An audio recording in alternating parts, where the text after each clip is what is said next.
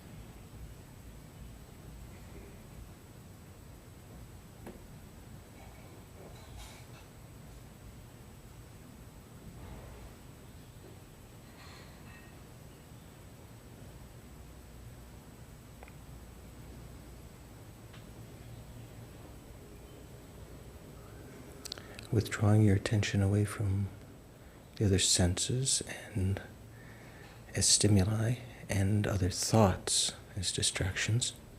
See if you can concentrate, be mindful just of the respiration, as though nothing else existed. You're only aware of that.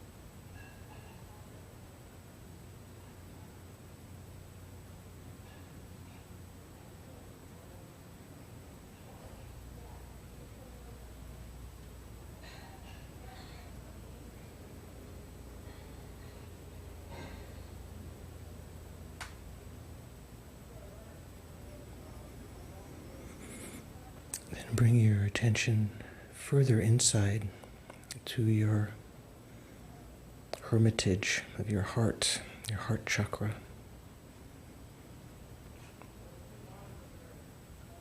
And just watch the nature of the mind,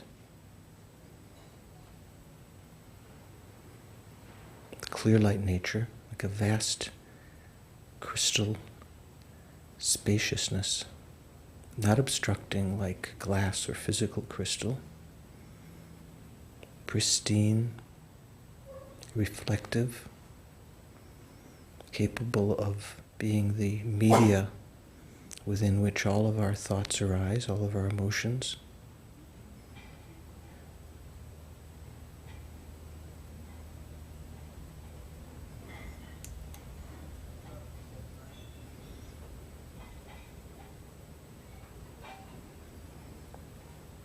Take your attention away from the objective thoughts and images and refocus instead on the subjective nature of the mind, the clear light nature.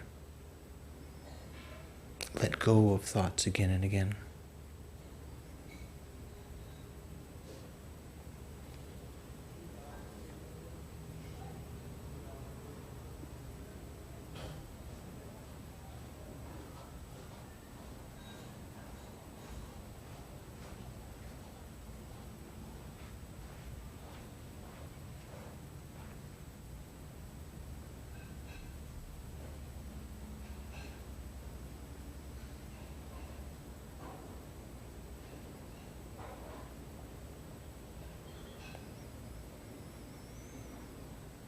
If you notice attraction or irritation, other delusions, other emotions, try to see through them, don't follow them.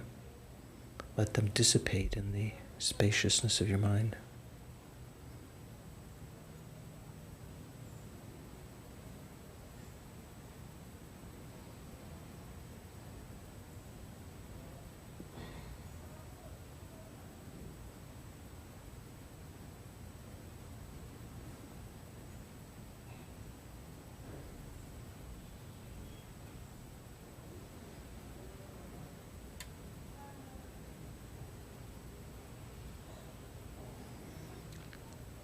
Without fear, let go of everything. Let go of even your sense of ego.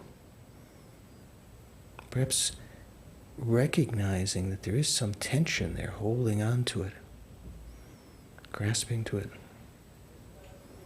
And like a real dakini,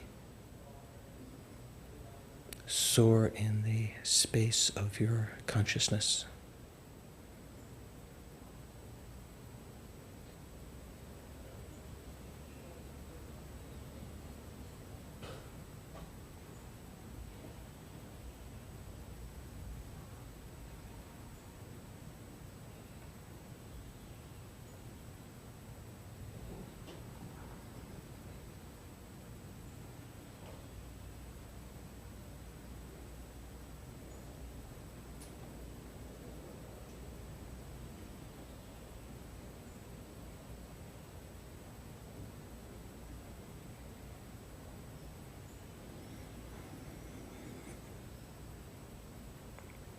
Recalling the life that we have of leisure and endowment, which is transitory, incredibly potent and potential to bring about good, but changing in every moment. The possibility to do what we're doing now won't last long. Even in this lifetime, other distractions, let alone after this life.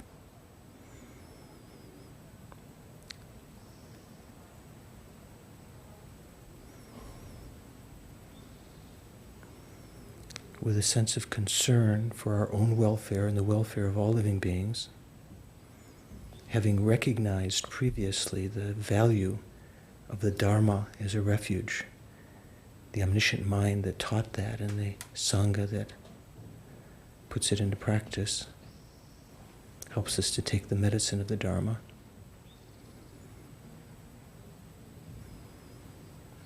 With a sense of Mahayana refuge, seeking the guidance of the Mahayana teachings to protect all living beings through our practice of the bodhisattva path.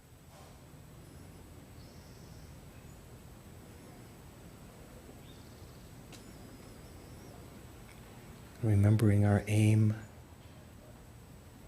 in learning about this text, trying to develop the two types of bodhicitta, conventional awakening mind, especially through equalizing and exchanging oneself with others, recognizing the defects of the self-cherishing thought, and having developed that altruistic intention, the ultimate bodhicitta that resides within the mind of the bodhisattva, the realization of emptiness that eradicates the root of all the problems, the self-grasping ignorance that's given rise to self-cherishing.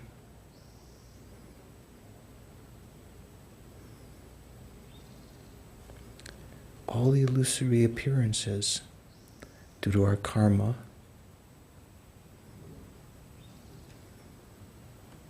have no ultimate reality, have no solidity. Like an onion that you try to peel, going to find the essence, going deeper and deeper. There's nothing at the end, like a plantain tree.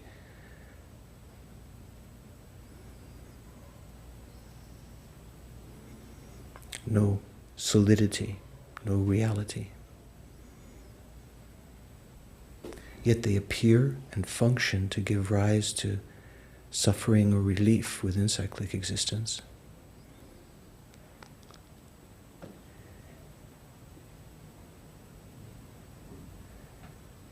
Recognizing that living beings are not our enemies,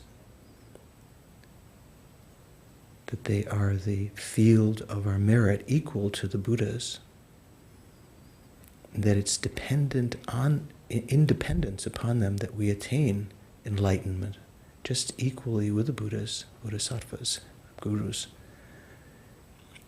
I think I'm going to participate tonight for their sake, to become myself less harmful, more skillful, actually beneficial, to develop real affection for others and compassion, to achieve not only bodhicitta, realization of emptiness, but all of the bodhisattva practices, to achieve enlightenment for the welfare of all living beings.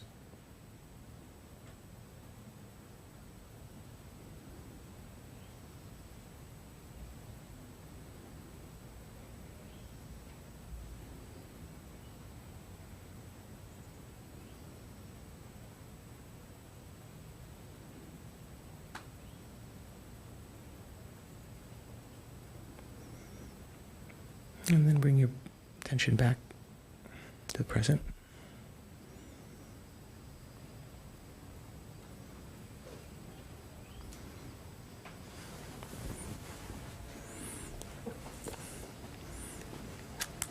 How's everyone?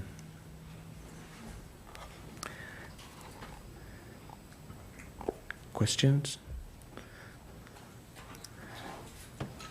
No questions? Okay. Surprisingly, we may finish this text. We have one more class after today, right? Besides the practice day. So,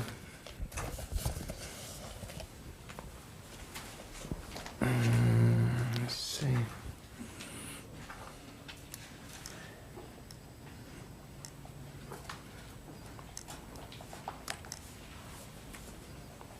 Let me ask a question here. Craig? No. He's not going to let me. Huh? Okay. He wasn't going to let me ask a question unless I got his name right. No, not Craig. Not Fred. Carl. What is conventional bodhicitta?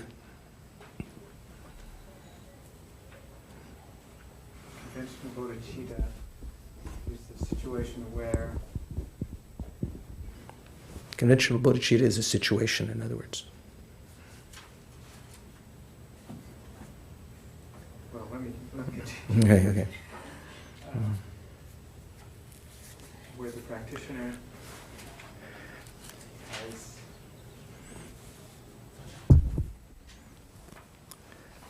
has the intention of obtaining enlightenment for the benefit of all sentient beings.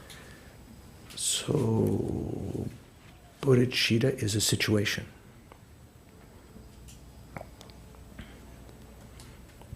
What does a situation mean? You mean like a period of time or particular? No. No. Mm-hmm. Situation. Maybe that's not a good word. Well, good situation is a good word. Maybe it doesn't fit what I want to say. Okay. Bodhicitta. What does citta mean?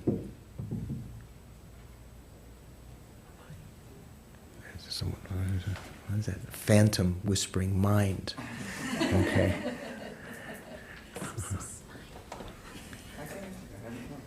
So citta means mind. Mind. Bodhi means enlightened. Enlightened mind? Yes.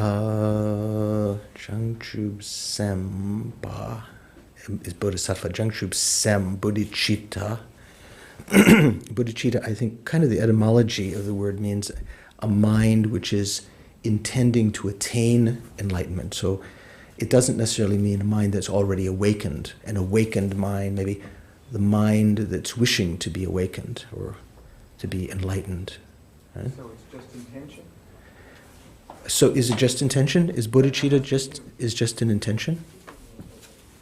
We talked about this before, right? I'm not going to get much more out of Carl. I can see he's going to extricate. Dan, how about you? We hit the dakas today. Is bodhicitta an intention? That means it would be a mental factor, right? Mind that aspires to wisdom. Aspires to wisdom By exchange of self and others. by exchange of self. That's the conventional Mhm. bodhicitta. Exchange of self and others. No, it's not. That's not. That's one of the methods we talked about. There are two. Excuse me. There are two main methods to develop bodhicitta, even if we don't know what it is yet. The 7 methods of cause and effect. Remember, by recalling all living beings have been your mother, and recalling their kindness, developing the intention to repay their kindness, and as a basis, on the basis of those 3, developing what's called heartwarming love, affectionate love that sees everyone with an affectionate, attractive sense, rather than feeling unpleasant toward them. And on the basis of that, developing real compassion, what we call great compassion. And as a result of that, developing the exceptional wish, which Tibetans call laksam, special intention. and as a result of that 6th cause, developing the bodhicitta, conventional bodhicitta. That's through the methodology that is suitable for those of lesser faculties, not sharp faculties, dull faculties, it says in the sutras, or what are called followers of faith, particularly adapted to those, except everyone should practice. The method you're talking about, exchanging self and others, is for those of sharp faculties who have a chance, who have the ability, due to especially the faculty of wisdom, to realize emptiness, and they develop a special affectionate love by recognizing living beings have been kind, not only as mother, but even as strangers and enemies. A very, very extensive way of developing affectionate love. And on the basis of that, seeing and developing love and compassion, they see the defects of the self-cherishing thought, especially meditate on that through the understanding of wisdom, understanding that there is no self, and so there is no self to protect and cherish the way that our mind has done up till now. They see the defects of it, the possibility of exchanging. They see the advantages of exchanging with our attitude, cherishing others rather than cherishing ourselves. And they actually engage in various practices like tonglen, the giving and taking and so forth, to develop bodhicitta. So the different methods to develop bodhicitta. But at the end, what is bodhicitta? Bodhicitta is a mind. It's a special primary mind, primary consciousness. It's not a mental factor, but it is accompanied by a mental factor, which is the intention to achieve enlightenment for the welfare of all living beings. The intention to achieve enlightenment, and it's said to have been preceded by the causal motivation of compassion, great compassion, which is wishing sentient beings to be free of suffering. So, bodhicitta is a mind, and it's not a mental factor. It's not just the intention, it's the primary mind within which that mental factor of aspiration for enlightenment is present and has been cultivated out of compassion for sentient beings. It's said to be the doorway to the Mahayana. And even if we call ourselves a Mahayanist, even if you're born with, dark olive skin and sort of Asian eyes, and you have your identity card that says you're Buddhist or you're Mahayana Buddhist, you're not really Mahayanist unless you've developed that mind. Even if we call ourselves Mahayanists or wish to be Mahayanists, it doesn't make us Mahayanists in a real sense. To be Mahayanist, you have to have entered the Mahayana path, and that's kind of like the demarcation of having entered the Mahayana path. Mark, right? Logical mark. What's the doorway? If bodhicitta is the doorway to the Mahayana path, what's the doorway to the Hinayana path? What's the demarcation of entering into the Hinayana path?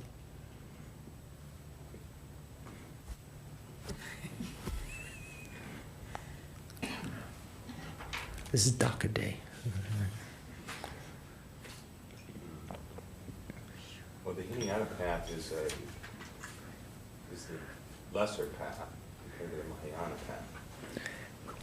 Okay, that you've obviously done well in school because you're trying to get down everything, so at least some credit for the question. So the lesser. Yeah, that's how we do. That's how you. It's good to learn on tests. You have to get it. It's the lesser path, the path tread by the hearers and solitary realizers. But what's the if bodhicitta is the demarcation, to have that generated in our mind is what constitutes entering the Mahayana path. What event constitutes entering into the Hinayana path? Simply taking ordination, or what? Okay, so now it goes to Carrie. I was recalling that the Hinayana path still had some self-cherishing. So I was wondering if perhaps their compassion, their ability for compassion for others was somehow hindered by their self-cherishing. I'm not sure what the demarcation is for each. That may be true, but that's, if we're talking just about the Hinayana path, you don't have to mention about great compassion, because the Buddha actually explained the Hinayana path to his disciples, and without comparing it to the Mahayana in many cases, to the Hinayana disciples.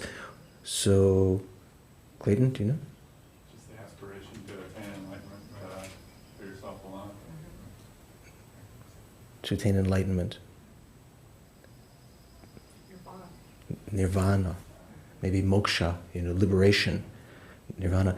So that's not exactly how it's phrased, but somewhat similar. It's what's called the generation of spontaneous renunciation.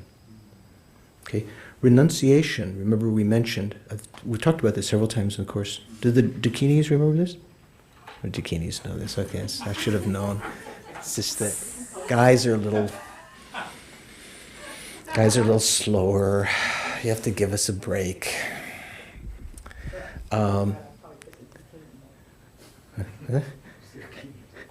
The Dakinis. So renunciation has two sides, like a coin has two faces.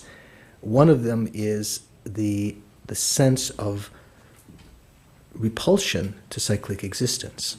It's being fed up, and a sense that having recognized the suffering nature, the pervasive suffering nature of cyclic existence, seeing no pleasure, even someone offers you great riches and gold and beautiful companions and whatever you might imagine, fame and so forth, seeing it like, a pile of excrement or snot, as it says in the sutras, like a bowl of vomit, completely uninteresting. Not even just like sometimes expressed like putting a bale of hay before a lion. So the lion looks at it, uninterested, even worse than that, sort of repulsive, wanting to get out.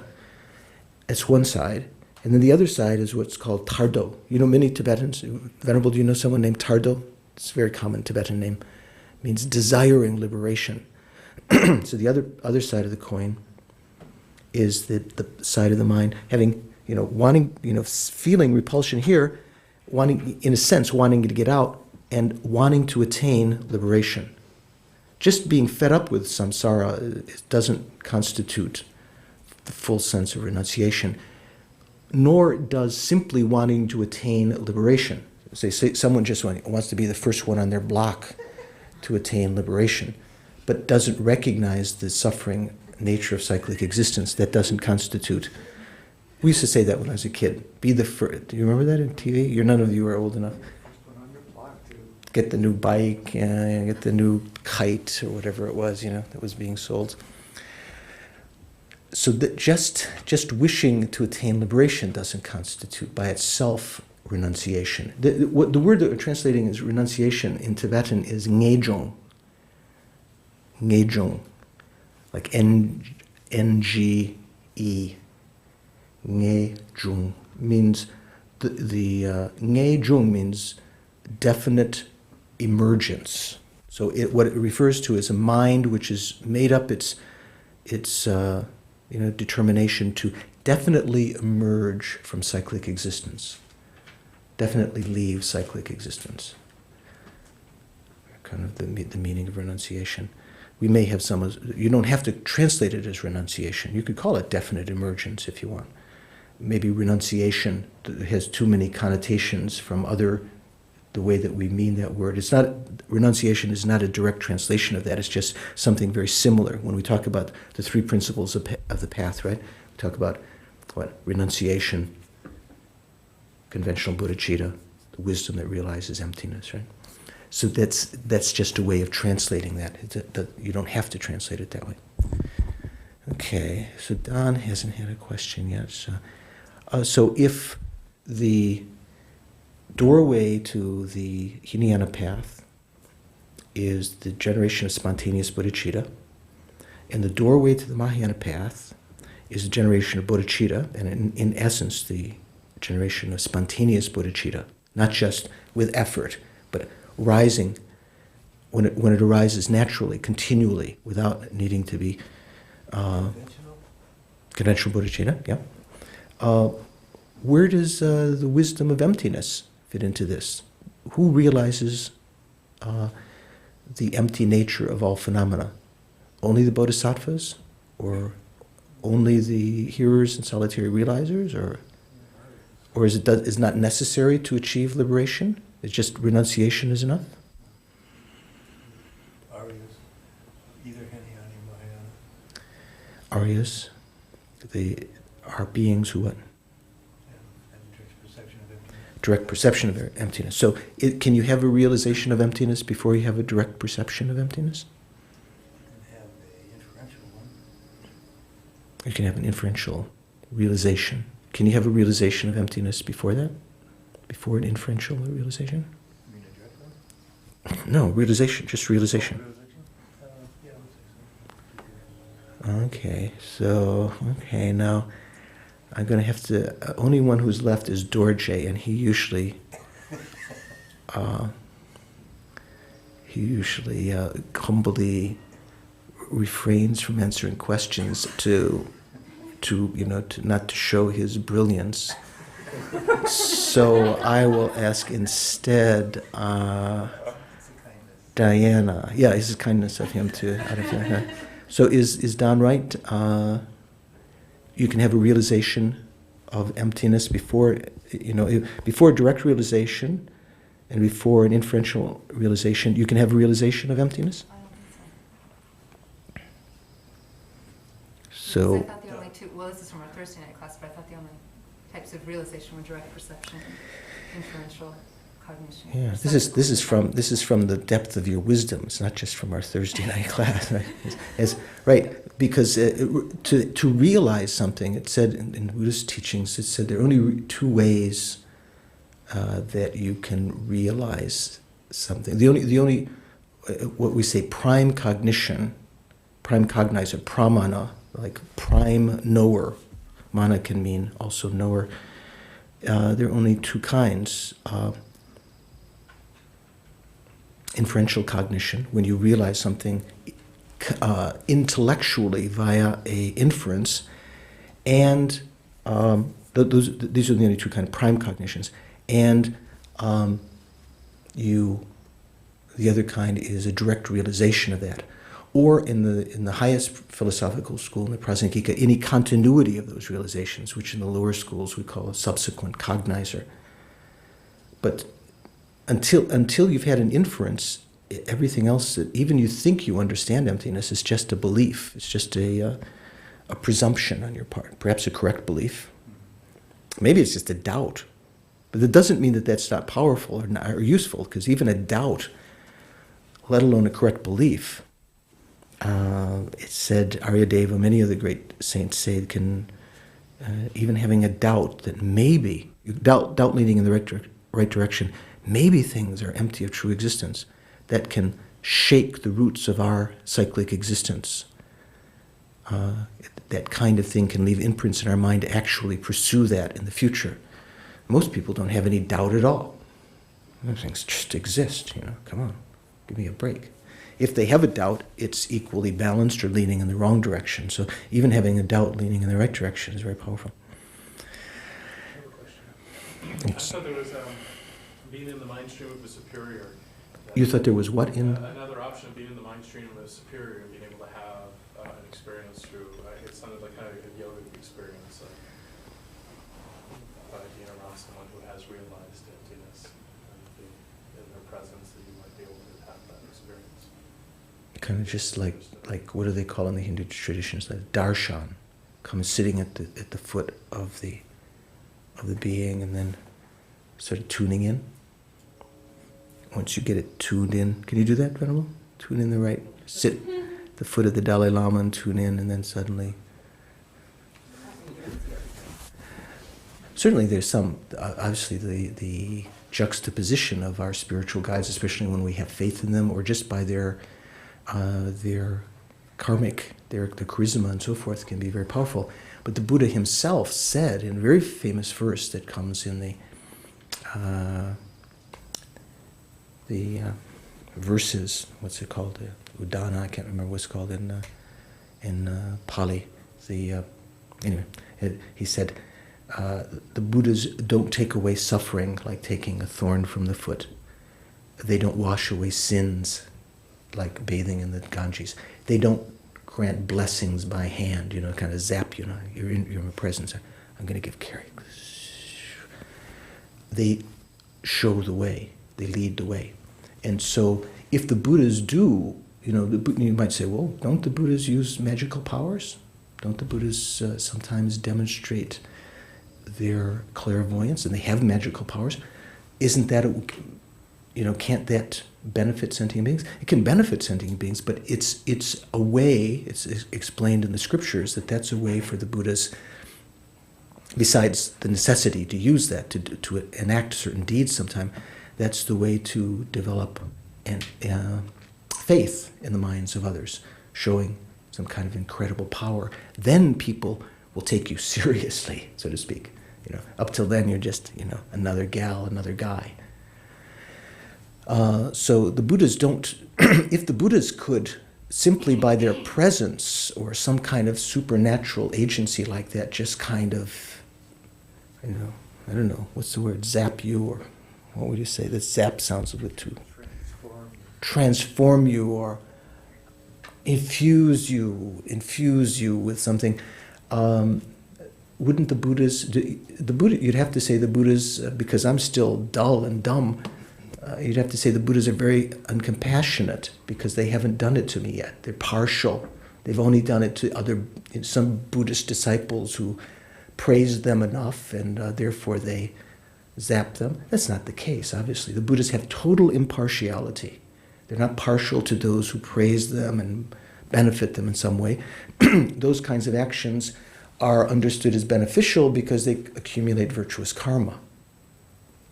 But from the side of the Buddhas, they're not saying, okay, I'm going to help carry because he gave me a big torma.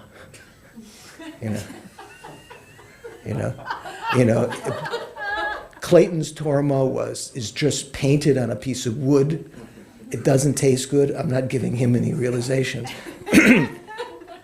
carries has got some butter and cashews in it. I'm giving him realization. From their side, they're completely uninterested in what we offer. They experience bliss with everything, but they teach us to make offerings and say the 7-limb puja and so forth, what we call offering to the spiritual guide, because puja means to please, right? To please the either the guru or the deity or whatever. What pleases the gurus is not the same thing that pleases worldly gods or spirits or whatever. You know, you give them a bowl of blood, or you vow allegiance to them, or you know, you slaughter, or you give them something. That doesn't please. That's not the way of pleasing the Buddhas. What pleases the Buddhas is for us to get closer to enlightenment, to benefit sentient beings. So in making the 7-limb offering, that's called puja because it pleases the Buddhas, not because we've offered, 1,000 bowls of water. I think they could care less, for the water. They've got the oceans, their disposal. They've got divine water. They've got they experience everything with bliss. So the Buddhas don't transmit their knowledge. They lead the way, and they cultivate people's minds in order to lead the way like that. So how does offering a bowl of water result in positive karma then? If it's not the Buddhas, seeing that offering and bestowing, a benefit, then what is? Do you think the benefit of the offering comes about because, let's say, in the world, for instance, if you wanted to get something done in India, Venerable will know this. You have to bring maybe an envelope. You go to the visa office, and before you talk, you put it under the blotter with a little thing out on the side, and you smile, and then the visa official sort of looks around, and at some point they take out and they look, and then they give you your visa. You get something for giving. It's not that way with offering. It's not that the Buddhas, having been given water, give mark later. You might think that's how karma works. That I gave gold to the Buddha, and later Buddha gives gold back to me. It's if you offer to the of any fields of merit, you create the cause to receive, and by the power of that field, the more kind and high that field is, the greater the karmic efficacy is. Even you give to your parents, that's much stronger, much higher field of merit than most other living beings, perhaps rivaling those in great need. Those are also a greater field of merit, that the karmic efficacy of giving to them is greater, and that there will be a reflection of that, like the law of cause and effect, karma. Well, I can understand the concept of doing an action and then that producing a positive or negative, karmic result. But I don't understand the concept of purification. What do I do that purifies and removes negative karma? How does it magically go away without, am I creating a positive karma that destructs like antimatter and matter? Or okay, well, you've heard this before, so maybe now's a good time to listen again. There are 4 opponent forces, the Buddha taught, 4 powerful forces to purify negative karma. None of them by themselves just cause karma to, like antimatter, like you said, you bring in something and suddenly the karma is gone, the negative karma. Karmic imprints that we've left on our mind have a certain potential to bring some negative consequence to us, if we're talking about negative karma, right? Negative karmic seeds. One of the most powerful ways to first diminish the power of that, which is in a sense purifying it. Say, for instance, if you wanted to clean a pot or purify the place, purify the pot, even if it's not totally purified, you say you're purifying it, right?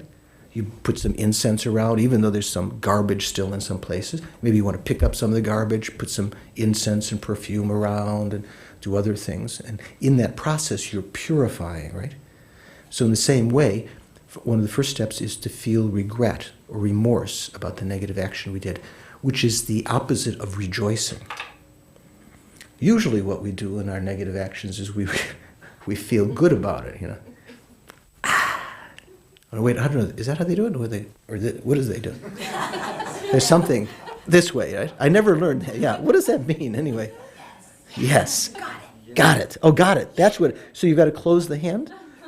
Thank you. Wow, Americana. I've been out of the States so long. Yeah, that's it. Got it. Yeah, okay, grasping. So usually we think, we rejoice about our negative actions, and that increases their potency.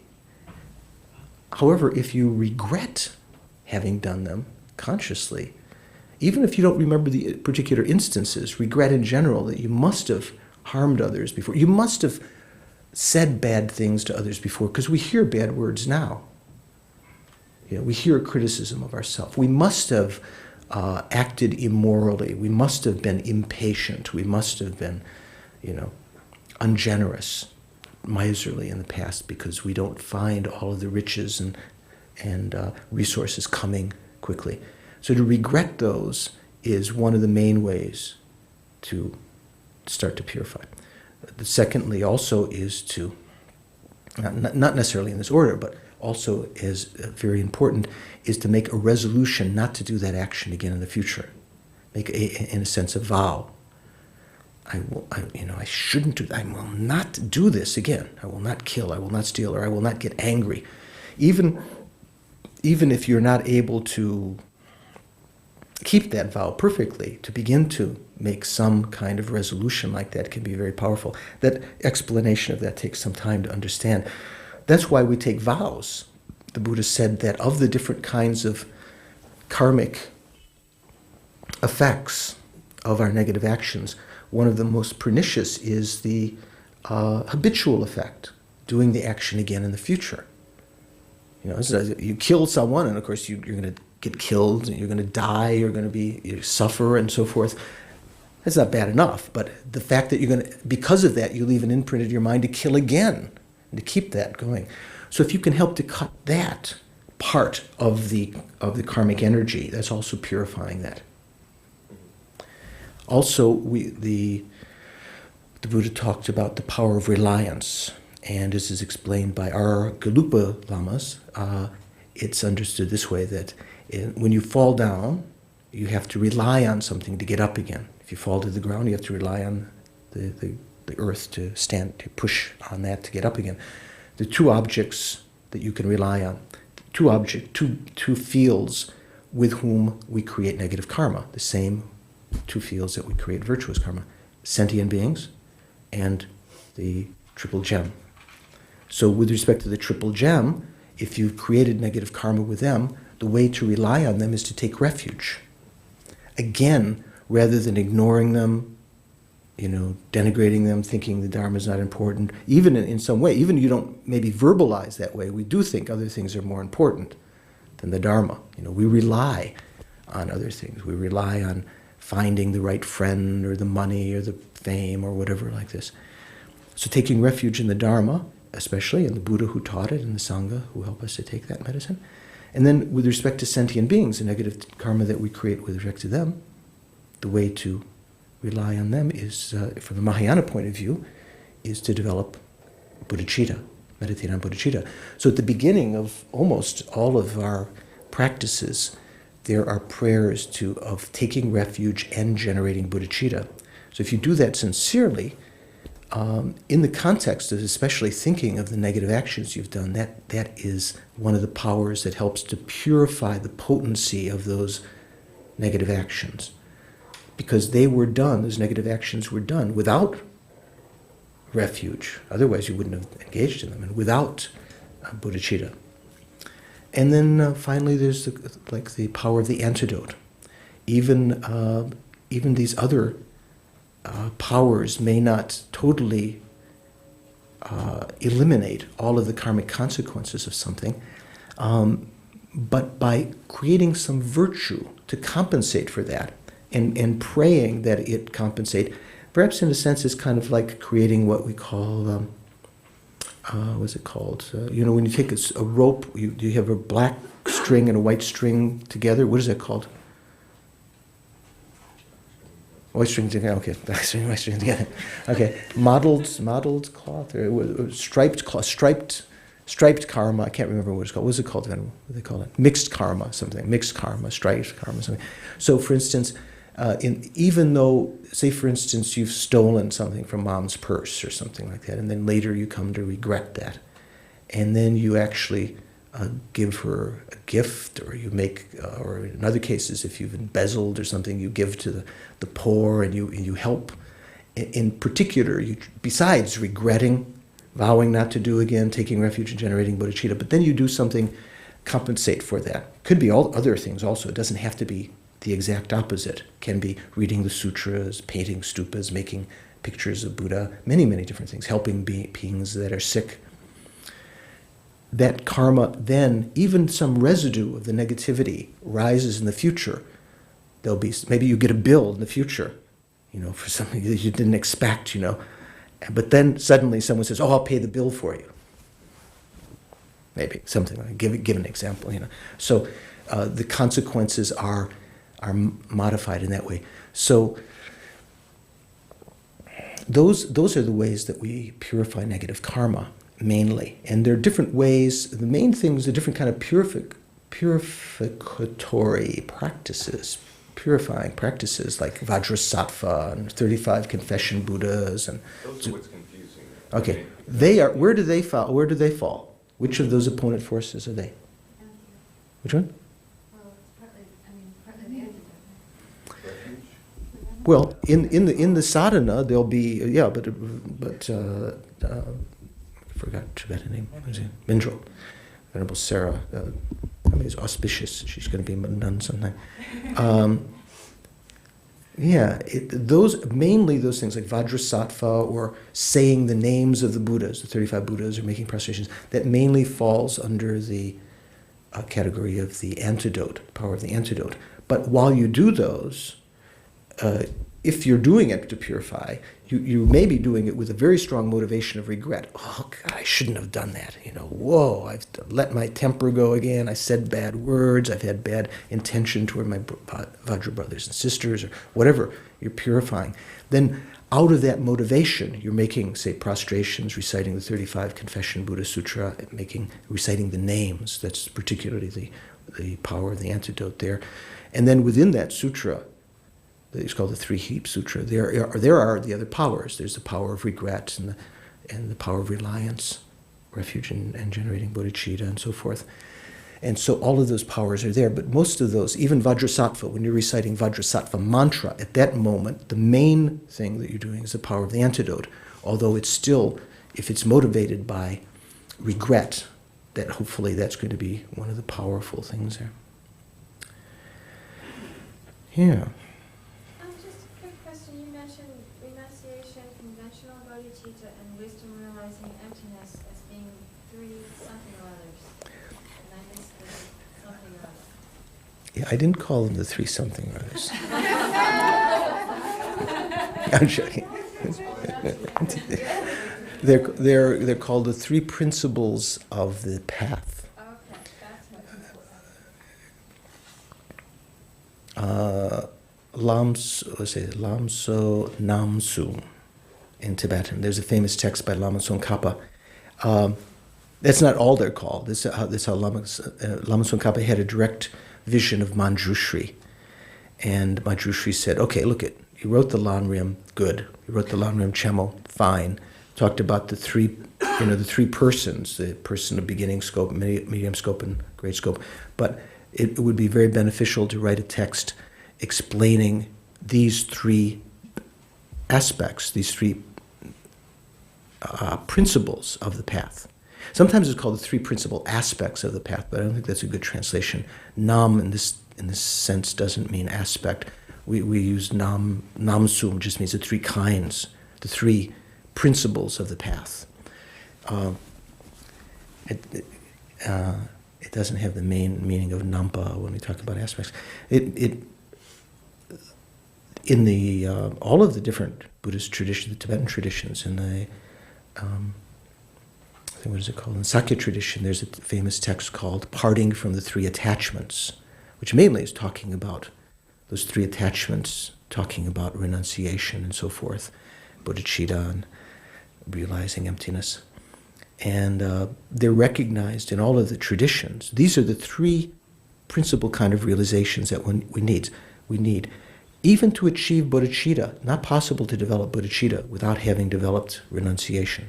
It's said, even if you haven't developed renunciation, spontaneous renunciation previously, because then you would have entered into the Hinayana path, at the moment of developing spontaneous bodhicitta, you will have real renunciation conjoined with that. No way that you can have a sense of bodhicitta, wishing sentient beings to be free of suffering, until you've actually understood the depth of your own dilemma, what it really means.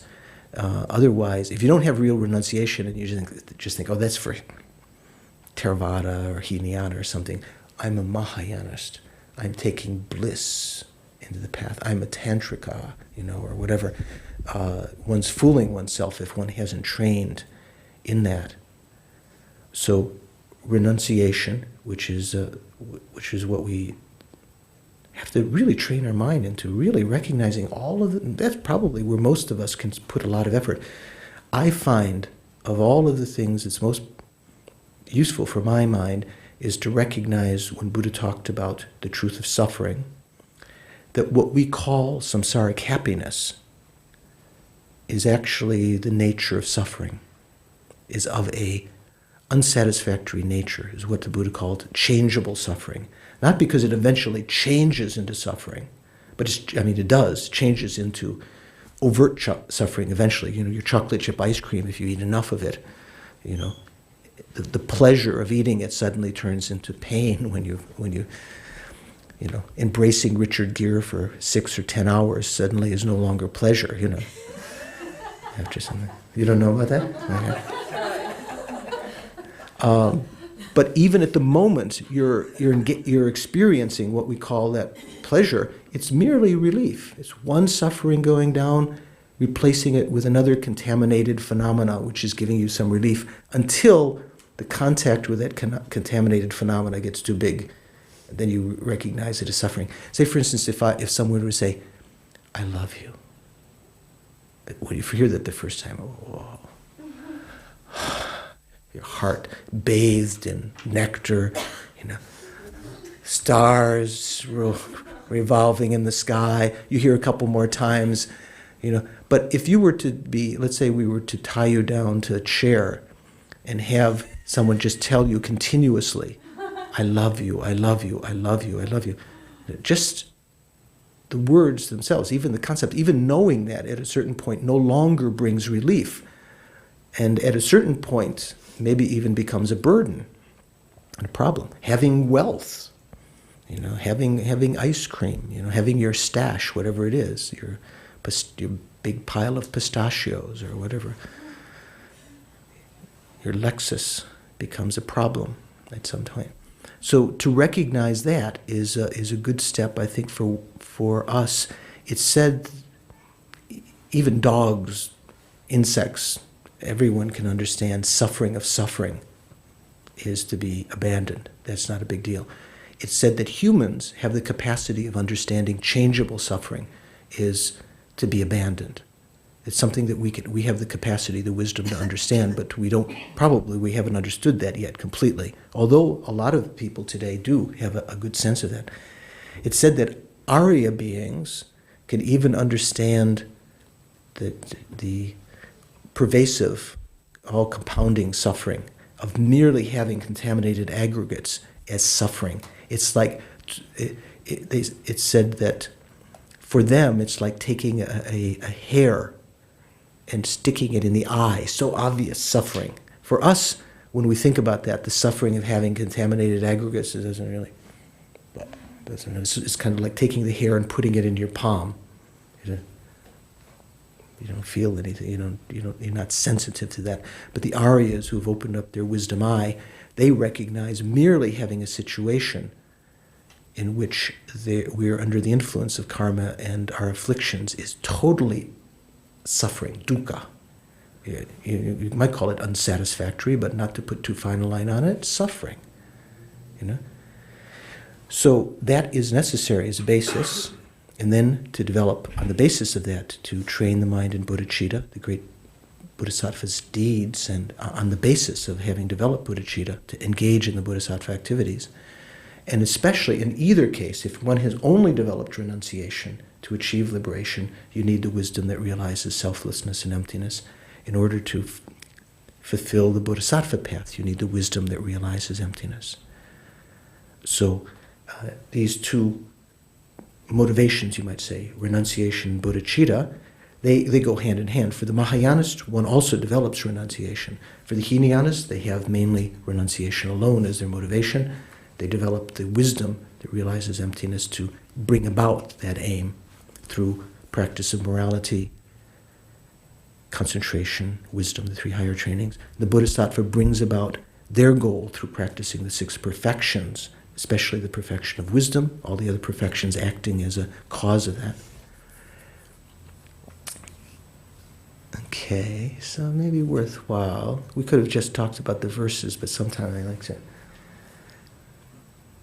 just check a little bit. So why don't we, before we begin, why don't we take a little break? And is there some tea for you? Maybe. Okay, some caffeine and sugar, and then come back renewed, and then we'll dive into the text. Okay. Okay. So verse 91. Did we start last time? Now it starts a different structure. Up to now, it's been talking about the disadvantages of self-cherishing thought in one way, with a refrain that came in every verse. Now the final verses of the text begin to talk about other things, and at verse 102, we start talking about emptiness and the wisdom realizing emptiness, ultimate bodhicitta. So here it says, aha. Is that how you say that? Or ah? Aha. I don't know if aha is very good. Aha. Emma. How would you translate Emma? Venerable, what do you say? I always say Emma ho in the sutras. Like, whoa. You whose strength is that of the ultimate body of the Sugata. Who's the Sugata? It's got a capital S there. Why is it? What do you mean? It says Sugata. It doesn't say Buddha. Who's Sugata? It's kind of like a conqueror. A conqueror? What does Sugata mean? A conqueror that conquers the demon of the egotistic view. That's not the meaning of Sugata. What does Sugata mean? You've heard of different epithets of the Buddha, right? The Tathagata. Yeah. What? What's right there? It says the Sugata is a being who has achieved or gone to perfect cessation. Perfect cessation. Sugata. Yeah. Su in Sanskrit is kind of like a superlative particle, so well gone. You know. In this case, it means gone to what's really the good place to go. Cessation. Not just well gone some other way. So it's one of the names of the Buddha. There are different epithets. You know, when His Holiness teaches, oftentimes we recite some prayers at the beginning. You know these verses, right? We say the different epithets of the Buddha. So, Sugata, Dewa Shakpa, I think in Tibetan. You whose strength is that of the ultimate body of the Sugata, who conquers the demon of the egotistic view. You, wielder of the staff of the weapon of wisdom, of selflessness, the weapon of the wisdom of selflessness, turn it over your head 3 times without hesitation. So this is a entreaty to prayer to Yamantaka, right? And the wisdom, when you see sometimes Yamantaka, so different emanations of Yamantaka have more arms or less arms, 2-armed, solitary, realizer, or how many arms does the more elaborate Yamantaka have? Do you know, Venerable? 36 arms? It's got to be an even number, right? So, 36 arms. 36 arms. Okay, so in one of the arms he's holding a, what would you call a cudgel or cudgel? Cudgel, club that's made out of bone, and there's a skull on the top that in one sense represents the wisdom of emptiness and also the wisdom of impermanence. And so this is what it says, the wielder of the staff, the weapon of wisdom, of selflessness. Turn it over your head 3 times without hesitation. So this is, there's different commentary about what this means to, eliminate one time, turning it over, eliminate the self-grasping, eliminate the self-cherishing thought, eliminate the continuity of the contaminated aggregates, it says in some of the commentaries. But mainly what this is just now, after having gone through many verses here telling the disadvantages of this self-cherishing thought in all of those various ways, recognizing it, the wheel of sharp weapons coming back from all of everything that we've done that we recognize as uncomfortable is the result of our negative karma coming back to us. Now calling upon Yamantaka. So is this kind of futile, I can't do anything, I'm going to call in Yamantaka? Or it's just like praying at the end, I can't do this, so you do it.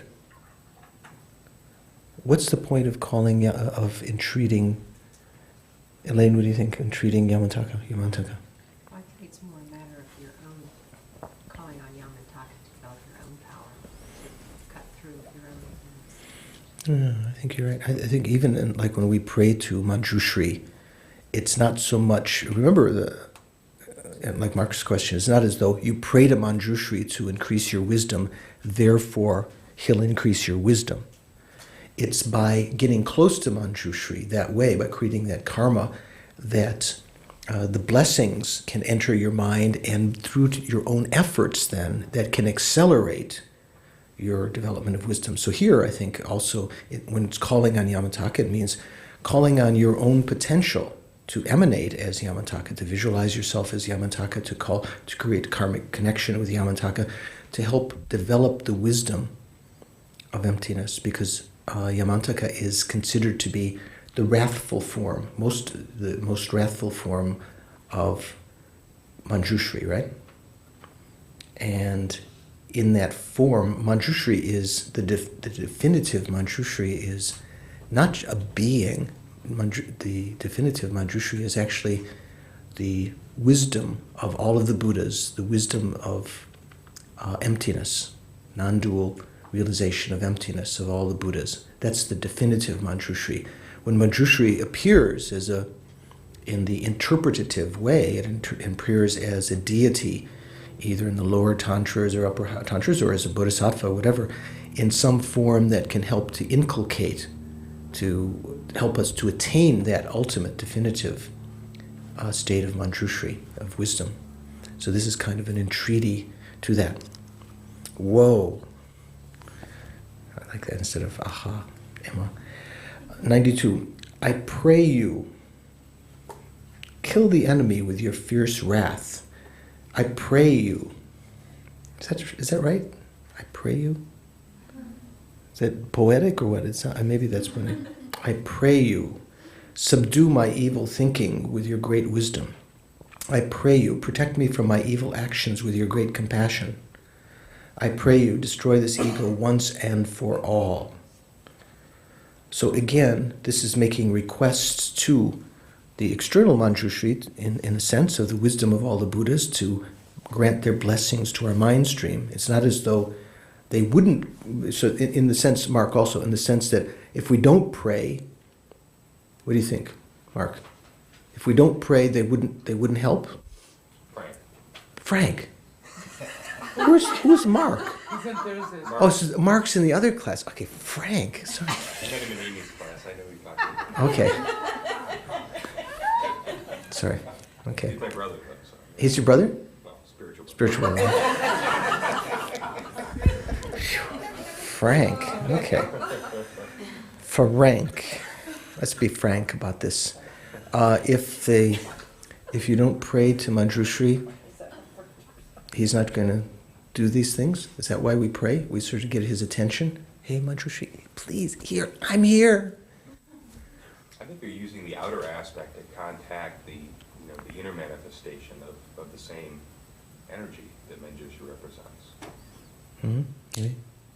Also, prayer like this is kind of like, in Tibetan we say, the word for prayer is monlam. Have you heard that word before, monlam? Do you know what that means, Venerable? Monlam? Well, I know that they use it for prayer. Yeah. Monpa means to wish or aspire, and lam means path. So the path of aspiration, maybe you can say. And so, in a sense, I think of it this way: if sometimes people the Buddhas may be trying to help us, but if we're not aware, if we haven't aspired, opened up our mind to their blessings, even the outer help of others, people might be giving us help and loving us, and we're completely oblivious to that. Sometimes people think, oh, no one loves me, and everyone's taking care of them all the time. Do you ever experience people like that? Oh, nobody loves me. I'm so, and then everyone's giving them so much love and care. They don't see it because they haven't opened up their heart to recognizing that. So Monlam, making prayer, also is in a sense opening up your mind to being receptive, like praying. So then you're alert. It's like if you've fallen into a deep hole in the ground, and there's no way for you to climb out. If someone out of kindness were to be lowering a rope to you, if you're not praying for it, if you're not expecting it, or you might swat it out of the way, thinking it's a serpent or something that's about to harm you. So praying to Yamantaka in that sense, also opening up your mind to the entry of the blessings of the omniscient mind. I say the enlightened activity, the Tibetans say tinlay, of the Buddhas that can help to provide some other factor that can accelerate your realization. Without you doing anything from your side, it doesn't bring about any realization. But prayer can help in that sense, and also to make karmic connection by praying like that with the manifestation of Buddha's wisdom, so that the blessings can be, by creating that karmic connection, the blessings can be more strong. Subdue my evil thinking with your great wisdom. So not only, this means, how is the Buddha's wisdom going to subdue your evil thinking, other than you generating that wisdom yourself, right? Protect me from my evil actions with your great compassion.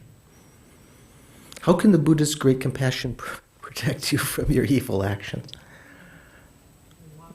What do you think, Venerable?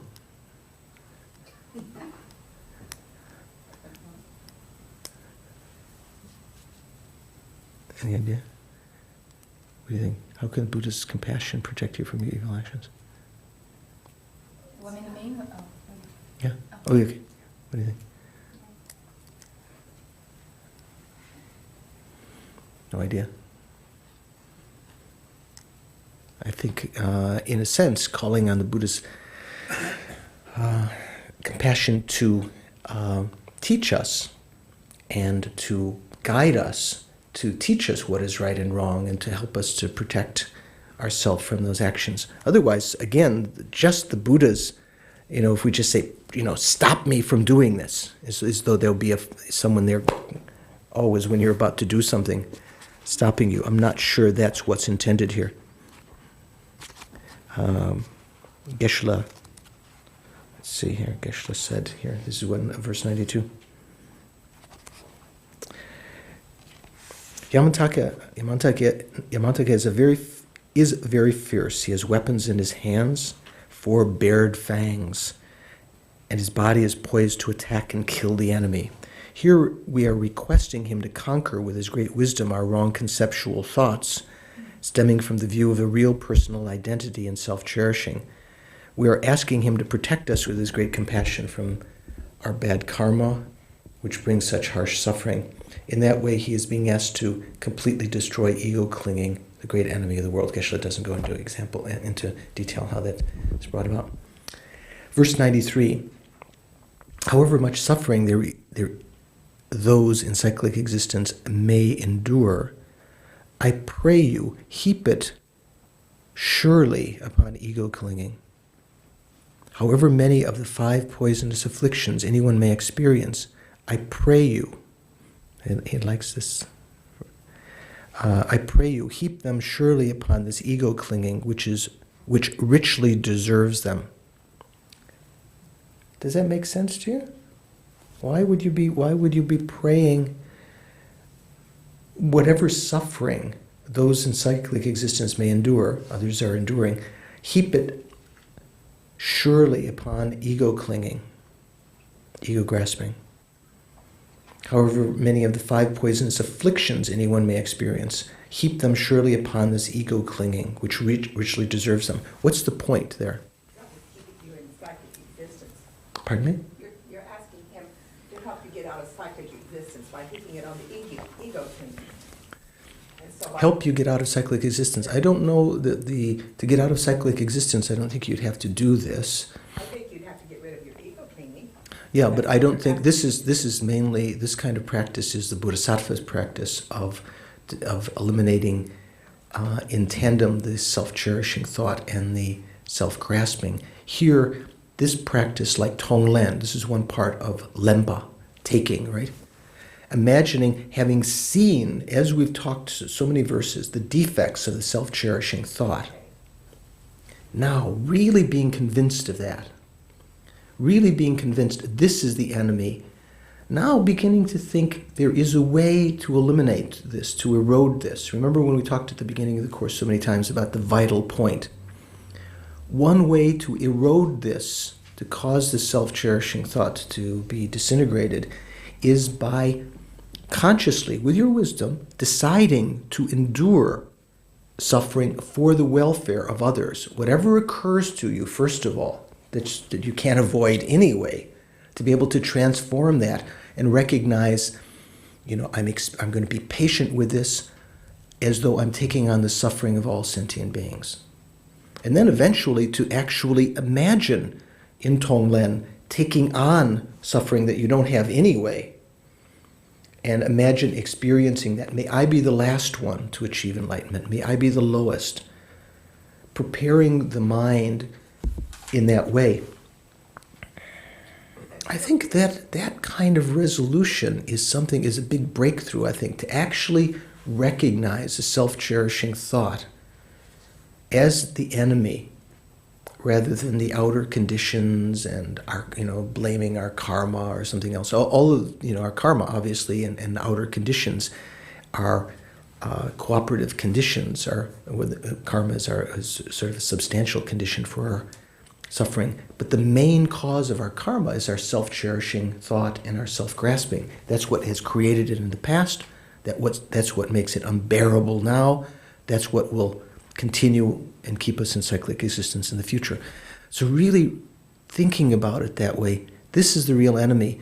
Then understanding from the teachings such as this, that the very special method is to take that suffering, first of all, that you are experiencing anyway, and experience it with equanimity, and actually think, I'm doing this. Imagine as you're experiencing whatever you are experiencing, think, I'm experiencing other people's suffering. May they be free.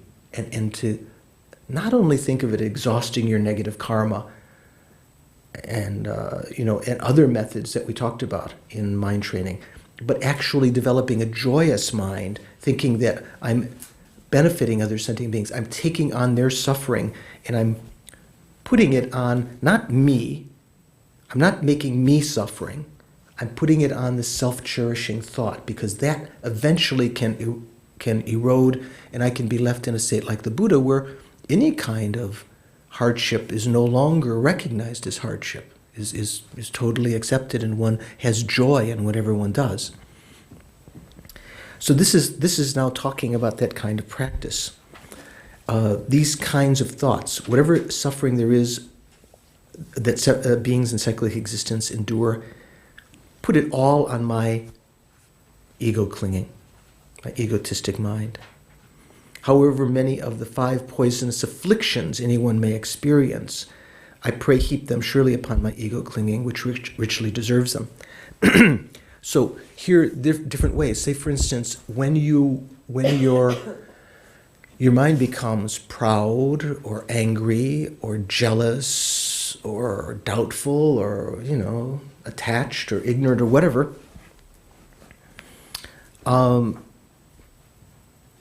you can imagine that also, those minds in the states, in the mind, those states of mind, in other sentient beings, as praying that those minds, those unwholesome minds, ripen upon you now. And even when you experience those states of mind now, you can experience them in a different way, rather than only thinking to apply the antidote immediately so you don't create negative karma. Think, I will endure this, even when you can't control the mind. Think, I will endure this state of mind so that others can be free of this.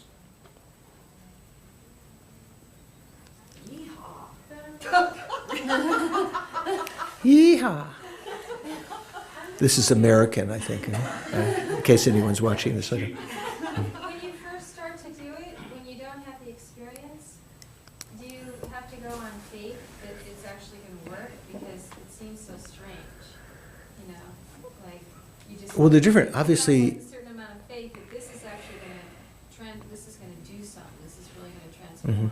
I think there are a lot of different levels of practice. I find that my own personality is such that merely doing on faith wasn't very powerful. But with a little bit of understanding, seeing the disadvantages of the self-cherishing thought, seeing the advantages of cherishing others as a basis, also as a basis to take on suffering, out of a sense of compassion, wanting others to be free of suffering, taking it away from there and putting it on this one. Sort of those two go together: compassion and and seeing the defect of the self-cherishing thought, wanting to take it away from there, put it here where it belongs.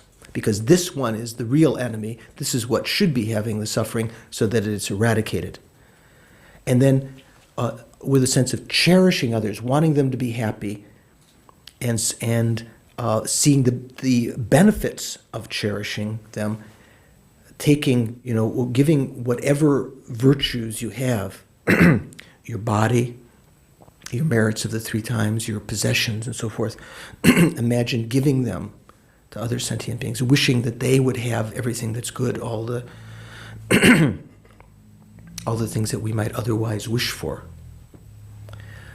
So you can do, I think even doing it out of faith can bring some benefit, but I have a feeling that if one didn't learn anything else, merely doing it out of faith might not, for a lot of people, might not be enough to perpetuate the practice, to keep a person satisfied, because what am I doing? Someone says, what are you doing? Why are you doing that? You're foolish. That's silly, that's stupid. Then if you don't have some reason in your mind to understand the benefit of that, if you haven't convinced yourself of the benefit of that, you might easily be swayed. So you have to understand karma and have prepared like this in the various levels of understanding that can make this meditation more powerful. So basically it's developing affection for others and great compassion, at least to some level, seeing the defects of the self-cherishing thought.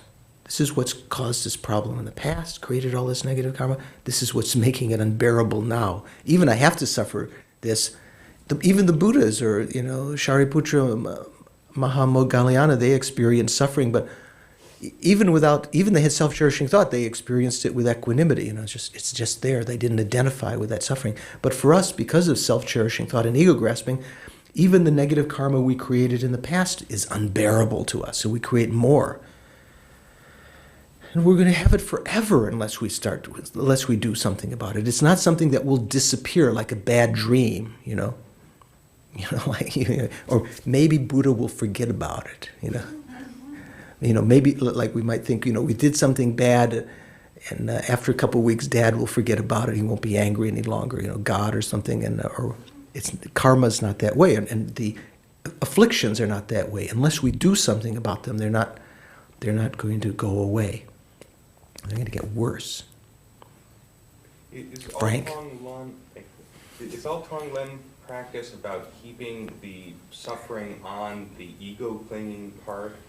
Or, I think of, the bodhisattva who slices off his flesh and feeds it to somebody. He's not really slicing off his ego clinging or, putting that suffering on his... I think of it as more taking on the suffering himself. That's not necessarily Tonglen, that giving of the flesh. Tonglen is a particular method to develop bodhicitta.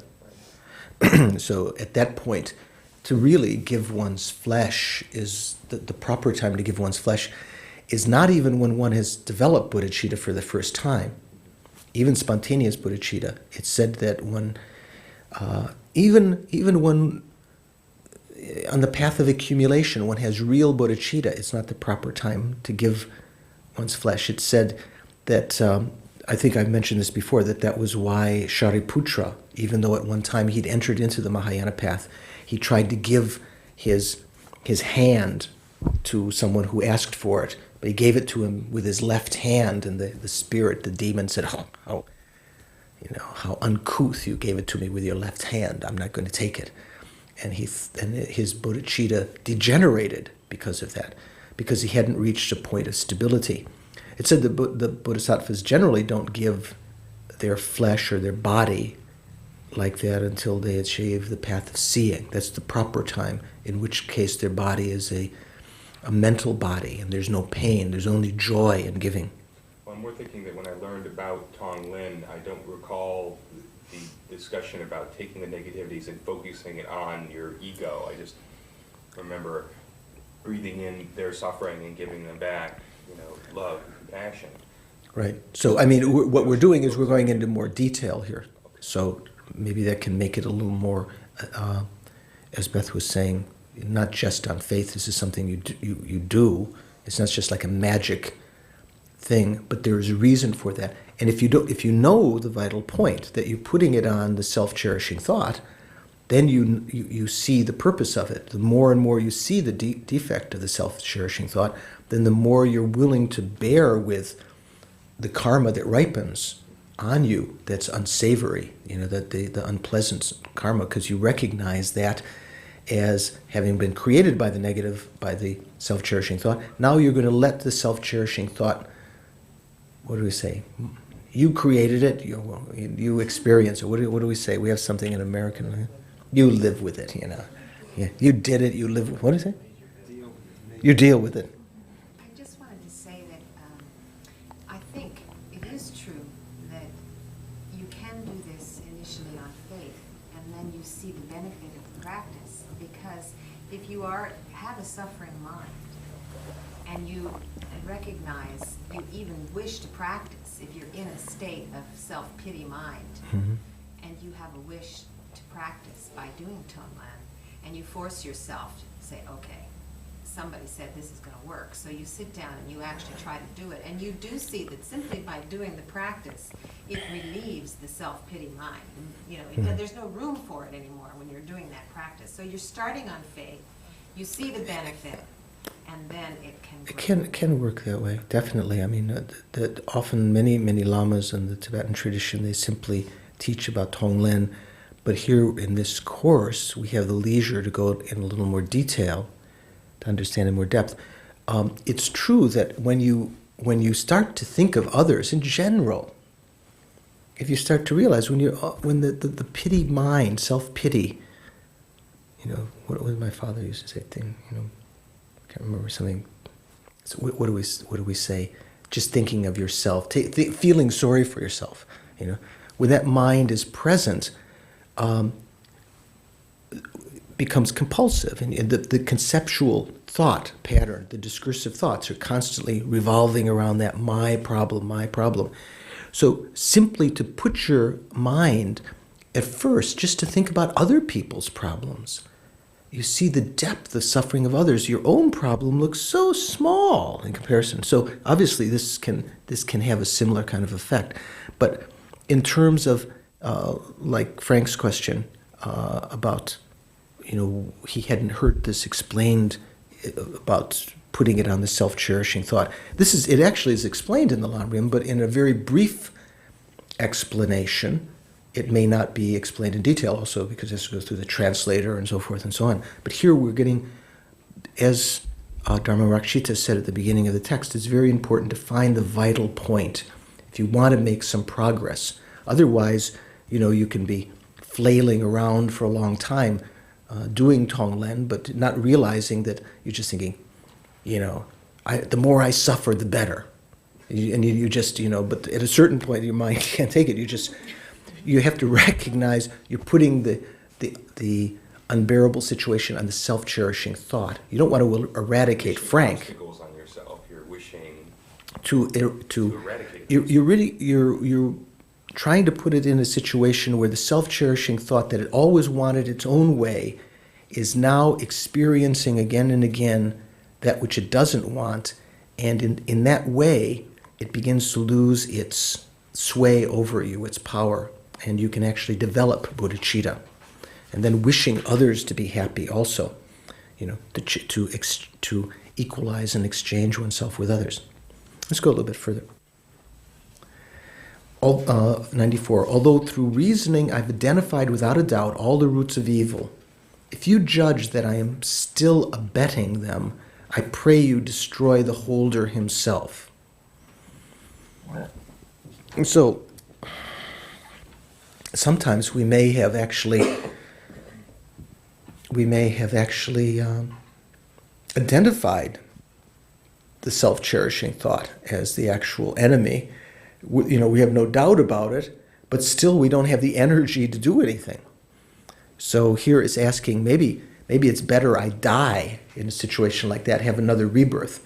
I think Geshe Zopa mentioned something in this context about sometimes great lamas, when there's a certain evil spirit that can't be controlled by other means, they actually engage in transference of consciousness. They transfer that being's consciousness to another realm and cause them to leave that body, and in so doing, put them in a different state where maybe different karma can ripen.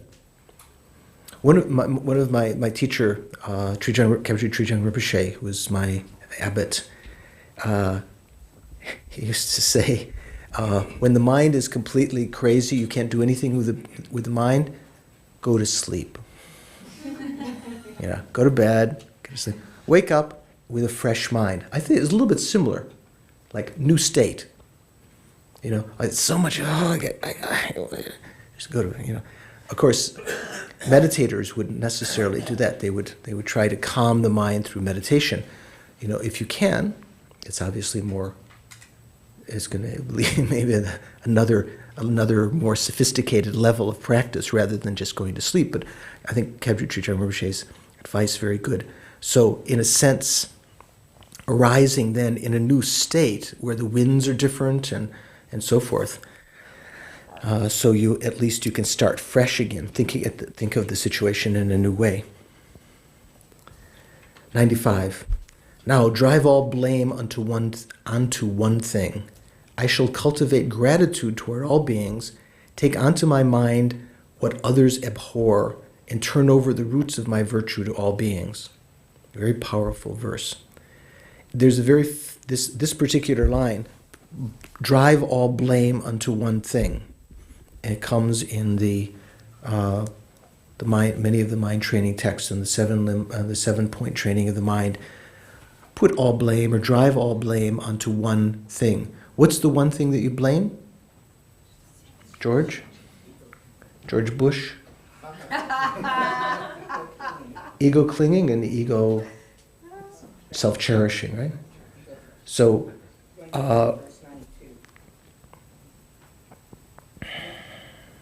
whatever happens, rather than, start to train, it's the result of this, rather than it's their fault. It's the result of the self-cherishing thought. And of course, just training that way superficially, just on the level of faith, can have some effect, for sure. But actually understanding the truth of that is going to have, understanding it understanding the validity of it, knowing it with reason can have a greater longevity in your mind rather than just having faith in that. Really, over time, studying a text like this and actually trying to put it in practice, and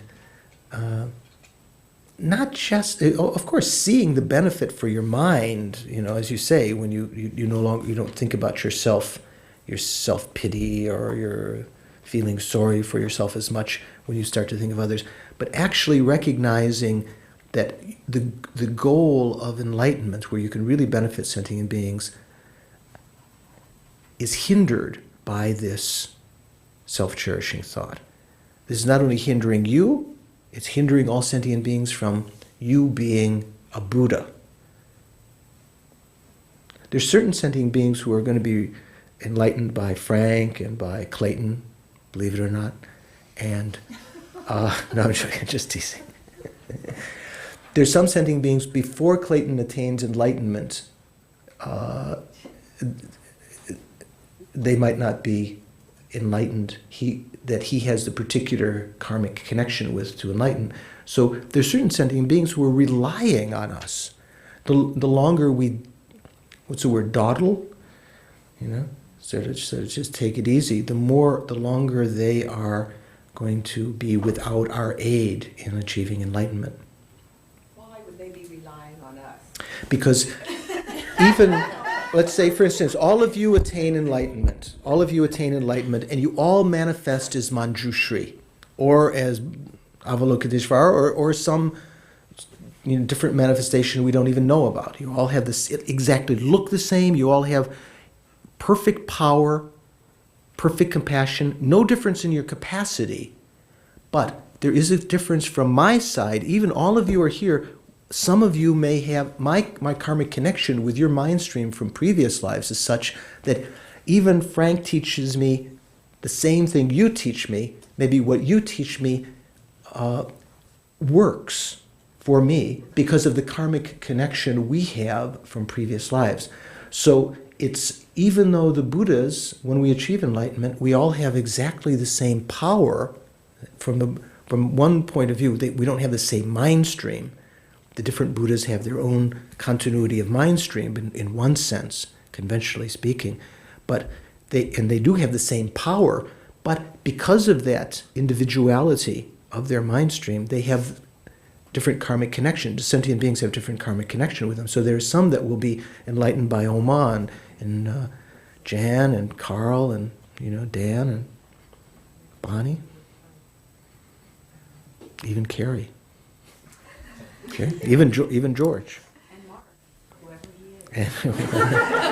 And the mythical Mark. Actually, there is a Mark who took me a long time to get his name. I had to learn logical Mark, and now I've blown it by calling Frank Mark. All this time I thought he was Mark. Okay. So drive all blame onto one thing. This is a very famous idea in the training of the mind. It's sort of a way of condensing all of the practices. Put all of the blame on one thing and put all of the praise and the cherishing on one thing, sentient beings. Because here it says, drive all blame onto one thing. I shall cultivate gratitude toward all beings, take into my mind what others abhorred, and turn over the roots of virtue, the roots of my virtue to all beings. So cultivate gratitude to all beings because it is with respect to them, with independence upon them, that I will achieve enlightenment, all good qualities. That's how, without depending on sentient beings, there's no way to perfect generosity.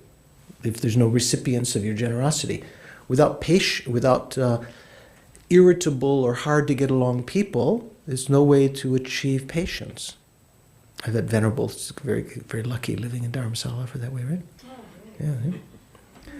Remember, I mentioned Atisha's cook many times, right? Atisha's cook, when the disciples said, why don't you get rid of this cook? He said, well, if I got rid of him, with whom would I practice patience? And then I mentioned also, it said in the scriptures that after some time, I think Geshe mentioned in his commentary, after knowing the Tibetans for some time,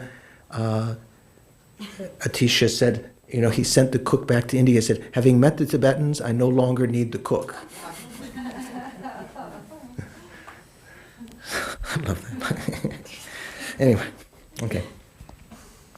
Drive all blames into one thing, cultivate gratitude toward all beings. So, seeing the defects of the self-cherishing thought, the benefits of cherishing others, so feel gratitude toward them. That's what you should feel.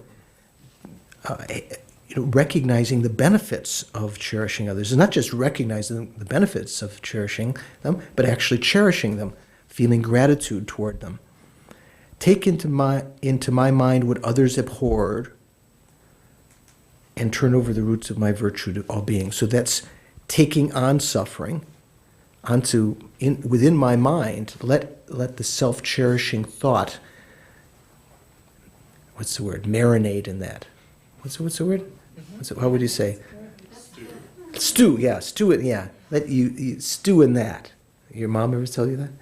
Now you stew. Now you made it, you stew in it or something like that. And so that's taking on the suffering, that's the lempa, taking on, and turning over the roots of my virtue to all beings. So when we do tongwa, when we giving, when we perform giving, there's three main things that we give, right? Our body, that we hold so precious, our possessions, that are also very dear to us, and even our roots of virtue, that we might think of ourselves as a spiritual being. My body doesn't matter, my possessions doesn't matter, but my virtues I need, How am I going to achieve enlightenment without my virtues? Even your virtues, imagine giving up. Imagine that. Even to give up your virtues, and of your virtues, that means the ones you have now. What about your future virtues? Your merits, we say. It said to give the merits of the 3 times: your past merits, your present merits, and your future merits. In the past merits, I don't think it means merits that have already ripened. That's not the meaning. It means merits that you've created in the past that are still potent, merits that you're creating now, and merits that you are yet to create, even consigning them now. Like, say, for instance, someone who's going to make money in the future. Say you have to pay child support or something, and say, I'm going to devote that money, even though I haven't made it yet, already dedicated it, that future money, to my child's education or something like that. So dedicate even your future merit, all your future virtues, to sentient beings. Does that make sense? 96. Just as the pattern of colors in a peacock's feather is due to poison, may the afflictions be transformed into the aids of enlightenment by my taking on the physical, verbal, and mental deeds of other living beings, past, present, and future. I think it means the negative physical, verbal, and mental deeds of other sentient beings, past, present, and future. What does that mean? The pattern of colors in a peacock's feather is due to poison? Is that right? Maybe who's a person who studies animals like that? What's it called? Botanist or no, biologist? Zoologist, not a botanist. Botanist is something. That was the poison. That was the poison from the plants. That's the botanist. So there is a legend that it says here, just as the pattern of colors in the peacock's feathers due to poison, the implication is that's supposedly the reason that the peacock has this beautiful color, that it transmutes the poison. Whether that's true in fact or not, I don't know. But it's just an analogy. It's meant to reflect how, in fact, bodhisattvas do prosper, that by taking on the poison, living in the poison grove. Like if you go back and read the text again now, when we finish the course, and reviewing for practice day and examination, go back, I think it will make a lot more sense, a lot of the things that we talked about before. The like the peacock that supposedly can thrive in a poison grove, where other animals would be imperiled, where they would die, the bodhisattva can be in the city, in the marketplace, in Rome, in New York, Washington, in Santa Cruz, where all sorts of chaotic things are happening, and ordinary beings find difficulty to keep their minds controlled. And we fall prey to attachment and anger and so forth. The bodhisattva can actually thrive in that environment. In the case, even in extreme situations like war or tragedy or famine, the bodhisattvas can actually thrive in that situation. And it even mentioned in the text how the bodhisattva is able to even use through tantric means, even the delusions within their own continuum, not only the outer conditions, the ripening of their karma, but even the ripening of the habitual effect, like say anger or attachment. In Tantra, it's possible to transform desire into the path. Remember, we talked a little bit, and it's in the Yamantaka Tantra, supposedly it's possible to transform wrath, the wrathful energy, you transform that into like the wrathful aspect of Yamantaka, angry not at yourself or someone else, but angry at the self-cherishing thought, angry at the self-grasping, wrathful, not angry, wrathful, wanting to destroy that. So, just as the pattern of colors in a peacock's feather is due to poison, may the poisonous afflictions be transformed into aids to enlightenment by my taking on the physical, verbal, and mental deeds of other beings, past, present, and future. Here again, another way of thinking about how to transform the adverse conditions into the path. Adverse conditions like the poisons. There's a way the peacocks supposedly consume that poison and transform it within their bodies.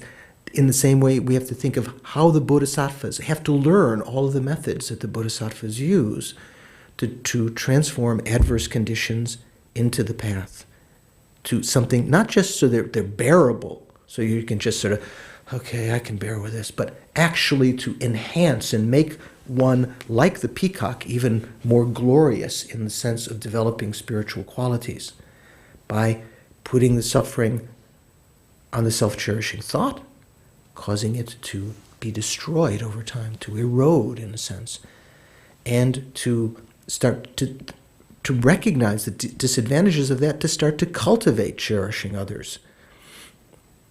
Here it says, taking on the physical, verbal, and mental deeds of other living beings, past, present, and future. Again, this is like the of Tonglen, taking on, imagining, taking on the suffering of others. 97. I give the roots of my virtue to living beings so that they may be cured, as a poisoned crow is healed by medicine. I dedicate my life to the liberation of all beings so that they may quickly achieve Buddhahood of the Sugata, the one well gone. Do you remember that now? Sugata? Was gone, well gone. I give my roots of virtue to living beings so that they may be cured, just as a poisoned crow is healed by medicine. How can you do that? Can your roots of virtue actually, it said, I've mentioned this verse many times to you, the Buddha said, the Buddha cannot take away your suffering or wash away your sins or transfer realizations. It shows the way. What's it talking about here? That if the Buddha can't do it, you can do it?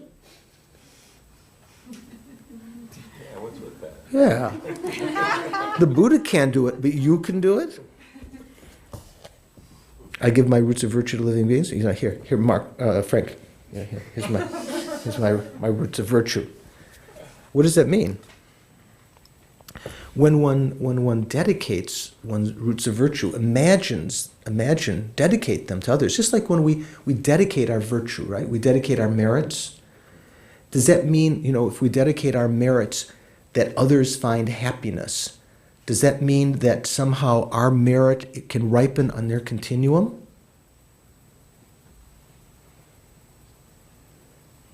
Is it possible that the karma that Venerable Rita creates in all of her virtuous activities in Dharamsala, that her coming around and I asking, petitioning her, that it could ripen on me? Somehow, her good reputation, her realizations, all of the virtues she creates, can I kind of, by petitioning her and maybe, reminding her about Tonglen, give me some, that can ripen on me? Then suddenly I'm sort of, I'm like filled up again. No, you can't transfer karma from one mind stream to another like that. But you can, by dedicating it, you can bring about that event that you are praying for, that you are dedicating it for. Because how can that happen? How can it realistically happen that due to this virtue, may all sentient beings find happiness? How can that happen? If you really sincerely pray,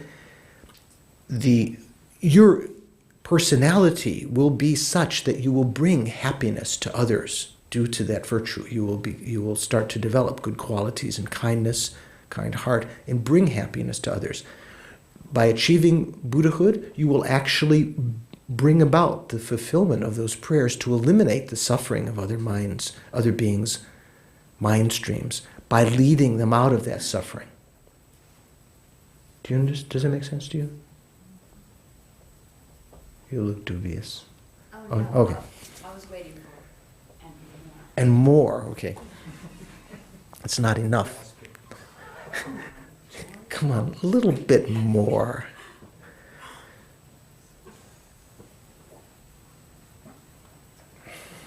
like how do you When we do Tonglen, it is said that when you have a karmic connection with another being, that you have created virtue in unison with them in previous lives or in the past, it is possible that in some cases you can actually experience some suffering that they're about to experience, but that's quite rare. That's not the usual case. One of the great Lanrim lineage gurus, who was it? I can't remember. Maybe it was Dharma Rakshita, I can't remember. I think Dharma Rakshita, actually, it says in some of the prayers, there was a dog was running, and someone threw a stone, and the dog, it hit the haunch of the dog, and instead of the dog yelping, the guru went, oh, and fell down off the throne, and people said, oh, come on, yeah, right, you took on his suffering, and he pulled up his lower garment and showed them a big bruise on his thigh. I remember thinking about that once at Kopan. I remember probably my mind is not any more any less wild than it was then, but I remember thinking how clever I was. I saw a dog running around the hill at Kopan, and I sort of thought where it would be in the future, and I threw this stone down in it, and it hit it. I think it was a clod of mud or something, but still, I remember it yelping. And you can imagine what that would be like if you get hit by that. I'm sure that I'm going to be, that wheel of sharp weapons is just waiting to come back to me sometime, very soon. You were trying to practice? It was like, just like not recognizing the suffering of other beings, and just, kind of like when you're playing football, you're trying to lead the, except in this case, it's a malicious mind,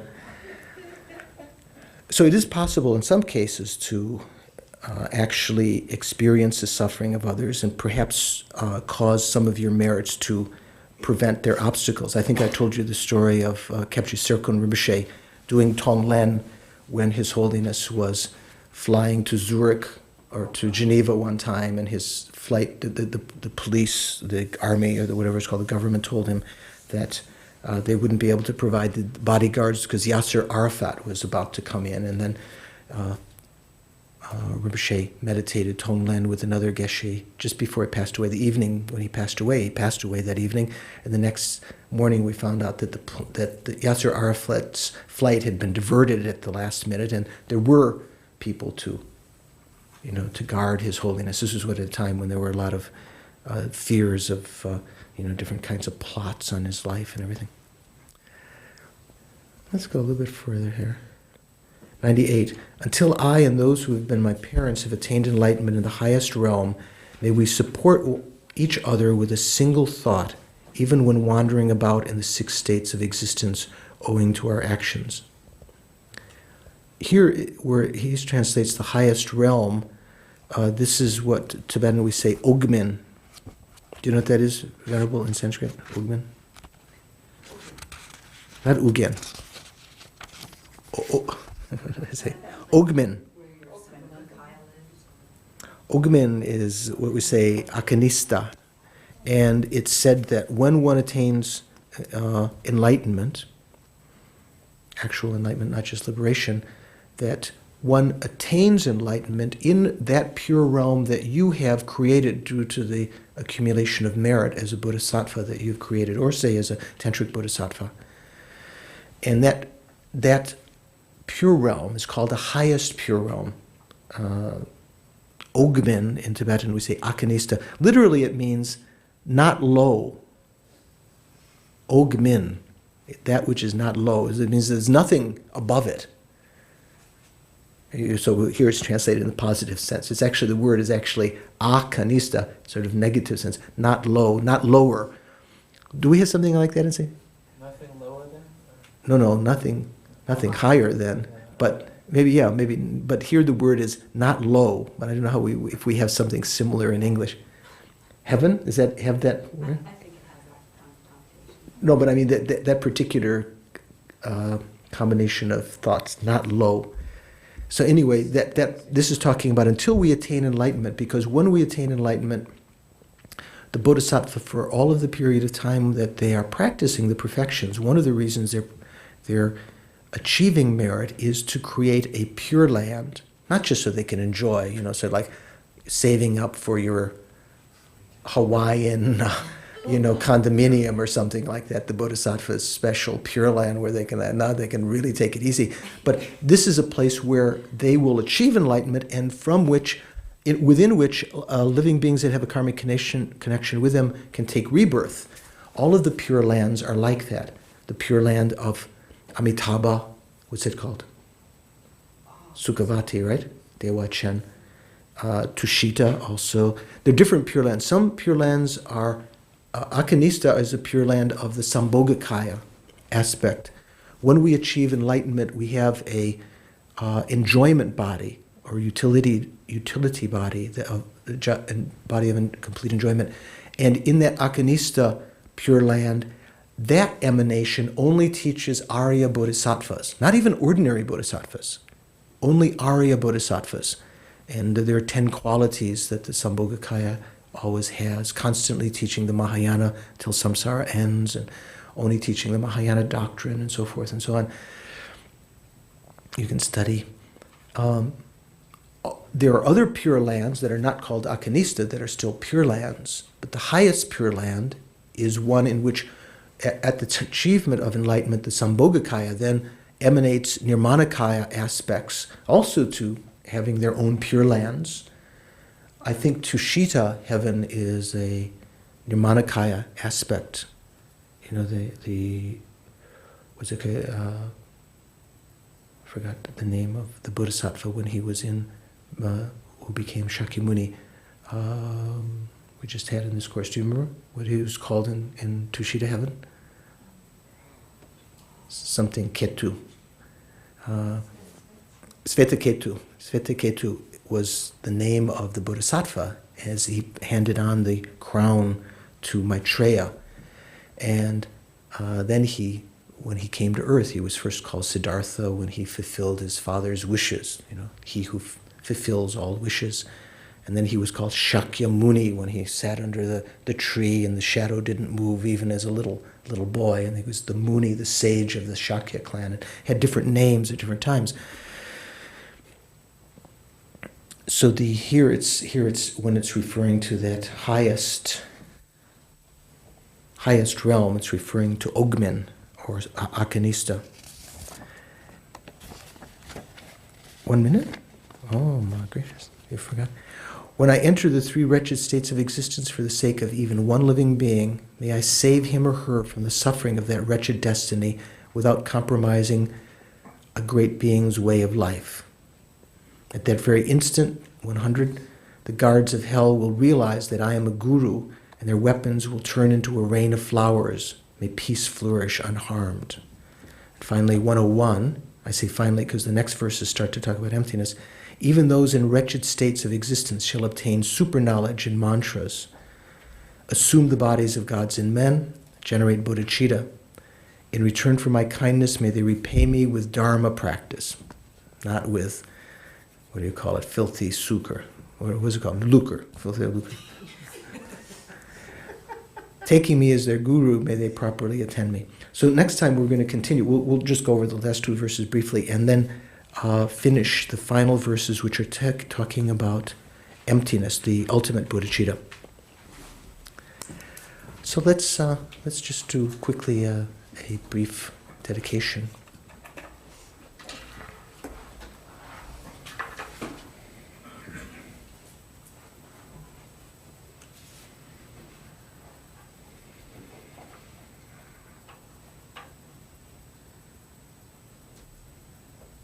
So like the dedication of the bodhisattva, dedicating the roots of virtue of the 3 times, those merits that I've created in the past, those that I've created this evening, and those that I will create in the future. Due to these merits, may all living beings experience the bliss of uncontaminated happiness of Buddhahood through the agency of my achieving enlightenment.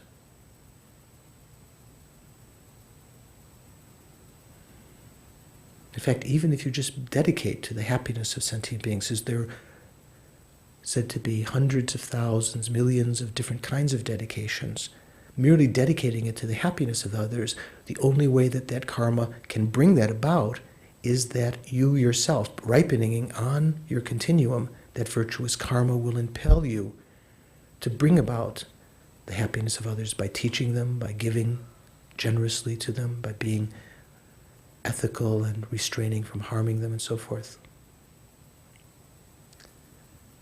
Due to these merits, may all living beings experience uncontaminated happiness of enlightenment.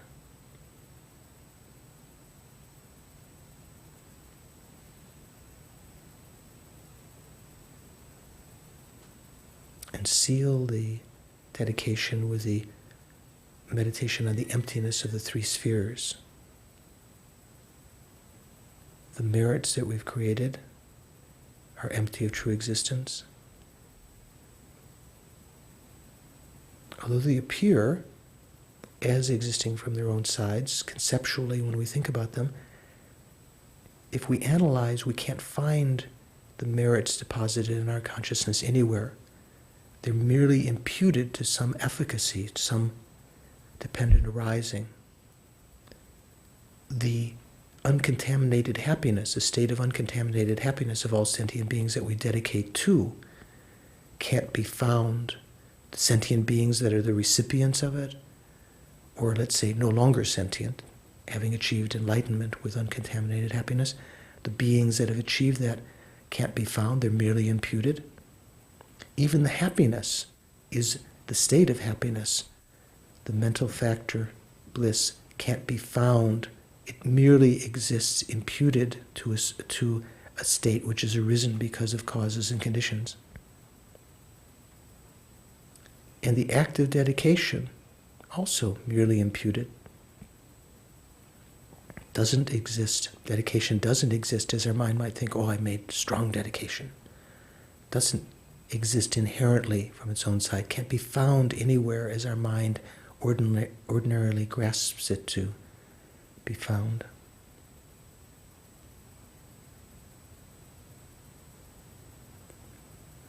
Letting go of your own ego, the dedicator,